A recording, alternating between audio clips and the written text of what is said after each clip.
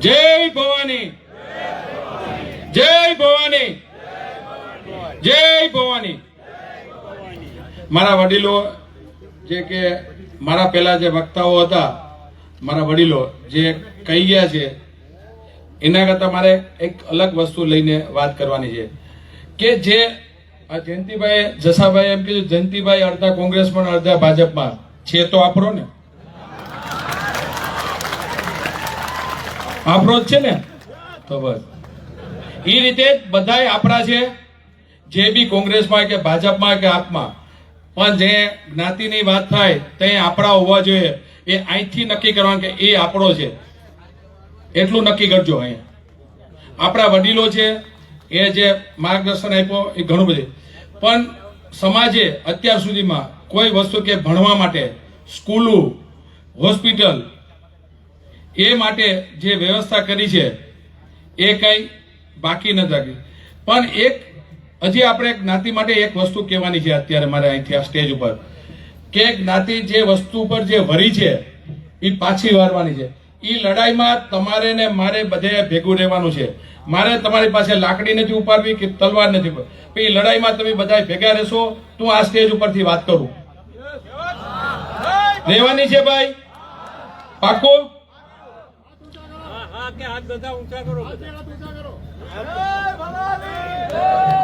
જે લડાઈ લઈ કે આપણી જ્ઞાતિ, હું સવારના ઉઠું તે શું ત્યાં સુધીમાં મારી 2 કલાક, બાપા 2 કલાક આખી દવાખાનામાં જાય.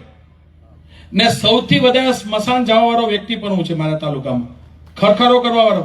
એનું કારણ શું છે? 2 કલાક શું કામ જાઉં છું હોસ્પિટલ? કે આપણી જ્ઞાતિના જે લોકો અમુક વ્યસને ચડી ગયા છે, એ વ્યસન બંધ કરાવવા માટે આપણે બધાએ એક સાથે મળીને વ્યસન બંધ કરાવવું પડશે. દારૂ સિવાયના જે પાવડર, ગાંજો, નશા જે વસ્તુમાં છે એ આપણે વિચારી નથી રાખતા. કે આપણા વડીલોએ જે સ્કૂલે મૂકે છે, આપણા છોકરા શું કરે છે ને એ આપણે ખબર નથી હોતી. એટલે એ જ્ઞાતિવાળાએ બધાએ ભેગા થઈને આપણે એક અહીંયા બધાએ ભેગા થઈને 1 થી 30 વર્ષનો છોકરો નશા ન કરવો જોઈએ એવો મુક્ત કરવો પડે. 1 થી 30 વર્ષના બંધ કરી દો ને પછી નશા ઓટોમેટિક બંધ થઈ જશે. મારે બીજું કઈ કેવું ને, એક જ્ઞાતિના દીકરા તરીકે એક મારી આમ ચાલ ઓછીને એમ ભિખારીની જેમ ભીખ માગીને એમ કહું છું કે નશો બંધ કરજો. તમે એક જ્ઞાતિના છોકરાને માનતા હોય, તમારો ભાઈ માનતા હોય, જે બી માનતા હોય, આ વડીલોને સામે જોઈ ને આ એટલા વડીલો છે, હું છે, મને શું મારે નશો કરવો હોય તો મને કઈ વાંધો છે? મારી પાસે પૈસા નથી, મારી પાસે ટાઈમ નથી. એટલે નશો બધાએ મુક્ત કરવો પડે. આ નશા માટે એક નવી આપણે બધાએ ભેગા થઈને કમિટી નક્કી કરશું ને નશા એકદમ સારી રીતે બધાને ઘરે ઘરે જઈ ને સમજાવવું પડશે કે આ નશો મુક્ત. હું તમને એક વાત નથી કરતો, એક ગામની વાત કરું છું, અમારા તાલુકાનું છે, હું ગામનું નામ નથી દેતો. એ સારી પોસ્ટ ઉપર હતો બાપા, સૌથી સારી પોસ્ટ હતો.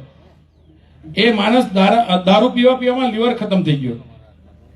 એની ઘરવાળીએ લીવર આપ્યું નાની ઉંમરે બાપા, તોય પણ પાછો દારૂ પીવાનું ચાલુ કર્યો ને અત્યારે ઓફ થઈ ગયો. એને ઘરવાળીએ શું પાપ કર્યો છે?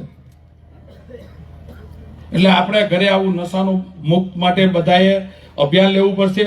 આપણે વડીલો પાસે આશીર્વાદ લઈ ના કામ આગળ વધારશું ને એક કમિટી બે ને આપણે નક્કી કરશું. ને મારા વડીલોએ જે કર્યું છે, અમારા કોઈ કમિટીમાં રહેવાનું નથી મારે તો.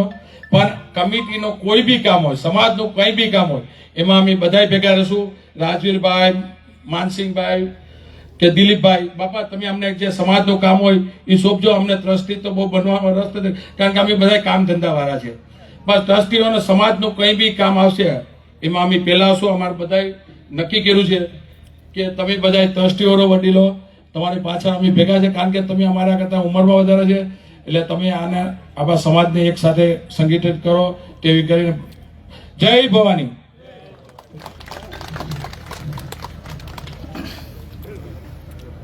આભાર શિવાભાઈ સોલંકી. નવયુવાનોને ખૂબ જ અગત્યનો સંદેશ, વ્યસન મુક્તિ અભિયાન અને કોઈ